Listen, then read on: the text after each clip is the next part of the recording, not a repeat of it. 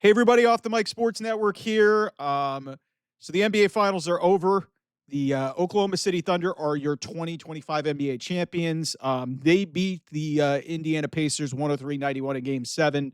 Um, Listen, I'll get into the obvious storyline with Tyrese Halliburton in the unfortunate injury that happened in the first quarter of this game. That really I mean, I hate saying this, but it's gonna like people are still gonna look at this and think, okay, how would this game have gone without Tyrese Halliburton? That shouldn't be the reflection. Like, listen, people can say what they want about Oklahoma City. They did earn this championship. Okay. Like they were the best team in the NBA all season. They went through a 7 game series. Yes, was their road maybe aided a little bit by some injuries, but you know what? That happens almost every year. Look at the Toronto Raptors in 2019. The Raptors in 2019 benefited from Kevin Durant and Klay Thompson both going down in that series. Do we look at the Raptors any differently? I don't think so. So, credit to the Thunder. They built a monster, and in 3 years, they went from one of the worst teams in the NBA to NBA champions. And in 9 years, since Kevin Durant left them high and dry, they built a juggernaut and maybe are as good as they've ever been. They won a championship. They still have more draft picks coming. They're one of the youngest teams in the NBA. I think they are the youngest team in the NBA. And they won the championship. Good for them. And in this game, when they needed to go to another level, when they were tested, they were down by one at the half. Did not look very good. After Tyrese Halliburton went down, you thought that the Indiana Pacers were going to cave, and they did not. They went into the half with a 1 point lead, and then from then on, it was really just the Thunder took over this game. And Chet Holmgren, I got to give him a ton of credit. I was questioning his performance in this series. He made big shots. He was all over the place defensively. Shea Gilgeous-Alexander didn't have the best shooting performance, but he had double-digit assists. Jalen Williams had an awful first half. He showed up. Their role guys played really well. Like, this is the Thunder won this championship. We can debate how this was going to look. It's one of the more unfortunate injuries in NBA history and one of the more unfortunate injuries in sports with Tyrese Halliburton that we're going to talk about for a long time. And I don't know what the future looks like for Indiana, at least in the short term, because it's a torn Achilles. It hasn't. They said it was an Achilles. They didn't say it was ruptured or torn, but I would expect that announcement to come relatively quickly. You could see the pop, and especially considering ESPN, ABC took it upon themselves to air it 10 times. We get it. The injury happened. I understand that people are joining late, you think, but the odds are it's Game 7 of the NBA Finals. Nothing else is on. You don't need to show the injury that many times. Okay. But credit's got to go to the Thunder. They made an awesome trade. They fleeced, and they still got a pick. They still got 2 picks coming this year. One because one's going to get swapped, and then they get Miami's pick. I think it was that's going to be 15 overall in the draft on Wednesday, and then they get the 2026 pick from the Clippers. And then that's going to basically complete the deal. But basically, they get Shea Gilgeous-Alexander and Jalen Williams. Their 2 best players came out of that deal. So Sam Presti's a wizard, man. Like, and to rebuild this team, you basically like all the 3 cornerstones of their team in 2016 that probably should have gone to the finals that year. Russell Westbrook, James Harden, and Kevin Durant all are now members of the have been members of the Houston Rockets. Kevin Durant is getting traded there, obviously, earlier in the day, but the Thunder built this thing the right way. They went through a lot of trials and tribulations. They went through a lot of grief, a lot of bad luck. Like I said, the 2016 run against the Warriors, 3-1. They lost in the finals in 2012. So to get back to this point, completely rebuilding and redoing what they do, one of the most tenacious defenses I've ever seen, maybe a little bit over the top. And the league has to figure out how to officiate them better. Also, the foul baiting and the flopping, not really for me. It makes the game really unwatchable. Lou Dort got into some, and Shea Gilgeous-Alexander, as great as he is, these guys don't need to resort to this bullshit. That's my thing. Is like, listen, OKC is a great team. Okay, are they an all-time team? I don't know, and I don't really think so, because if you're going to call yourself an all-time team, yes, they won 68 games, but also this team.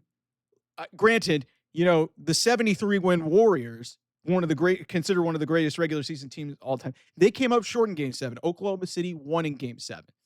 But you're going to look at this run and you're going to think to yourself, okay, Lakers got knocked out early. Denver wasn't completely healthy near the end of their series. And Denver probably played them as tough as anybody outside of Indiana. Ja Morant gets hurt in the first series, although that wasn't going to impact anything. Minnesota's not very good.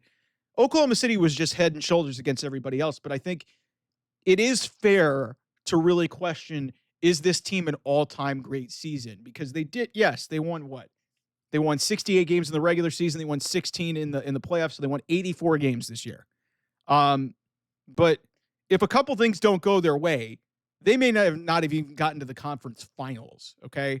So listen, they persevered through a lot. They were able to overcome a lot, but it's going to be interesting to see if they can sustain this, because obviously, they're going to have to pay Jalen Williams. They're going to have to pay Chet Holmgren. They're going to have to start paying some of these guys, but they've got draft picks from everywhere. That Clippers deal has really helped them out. There's a bunch of other trades that they've made, whether it be the Harden trade, whether it be the Russell Westbrook trade. Like, they've got picks coming from everywhere. So it's an embarrassment of riches. But listen, when Halliburton went down, like, you knew that Indiana was fighting an uphill battle. I was not going to bet against them just because of how resilient this team has been. But going into Oklahoma City, a team that doesn't usually lose back-to-back games, a team that doesn't usually lose a lot at home, you knew they were fighting an uphill battle. And then, obviously, Tyrese Halliburton, 7 minutes into this game, is out of the game with the torn Achilles. That's really the death nail. And Indiana got to half on adrenaline. There were some coaching, misjudgments by Rick Carlisle, taking Pascal Siakam out of the game for Ben Shepherd and, just doing the typical rotation stuff. It really cost them the game. But at the end of the day, Oklahoma City was the better team. They were. And what I hate about this, and we can talk about it when I talk about Tyrese Halliburton, the basketball gods may have robbed us of an all-time story and maybe an all-time finish. And I don't want that to take away from what Oklahoma City accomplished this season, but it's definitely fair for people to look at this and be like, okay, are they really an all-time great team? I don't necessarily know that, because there have been teams over the course of history that have dominated, not just in the regular season, but in the postseason. And, the last 2 years have been really weird. They were really good regular season teams, but there were kind of some fluky results that led to them getting championships. I'm not trying to dismiss what Oklahoma City did, but and listen, it's not my favorite team to root for, and there was a lot of bullshit that they don't need to resort to. But you know what? Hey, they're the champions. This is the way things go. Sometimes you have some luck go your way.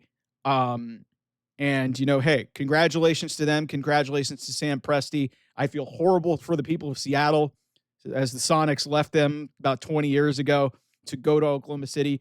Listen, Oklahoma City rallies behind their team, so it's been a fun atmosphere to see there in Oklahoma City. But,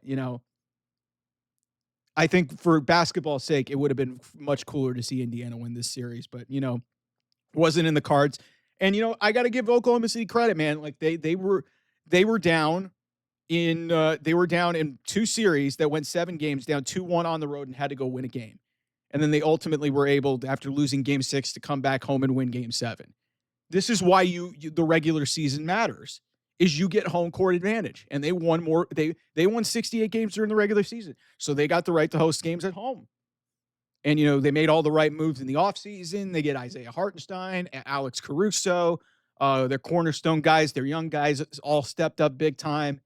And, credit to them, man. Like, they built this thing the right way. Part of the way that they play their game kind of rubs people the wrong way, so I can see why people are not necessarily thrilled with this result.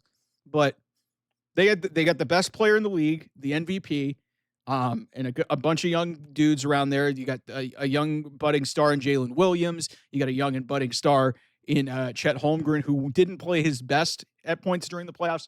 But when it mattered, these guys showed up, and I admire that. So congratulations, Dagnall, all those people in that organization. Like I said, I got to give credit where credit is due. If I'm being completely honest here on this channel, I got to give credit where credit is due. Oklahoma City Thunder, congratulations to you. Congratulations to the city. You're the champions. We'll see what happens next year. We're going to talk about that because you guys know I'm a Cavs fan. There's some interesting stuff potentially developing going into next season that we need to talk about. We'll also talk about the Tyrese Halliburton injury here on the channel. That video coming up shortly here on the channel. I'll see you guys. Bye-bye.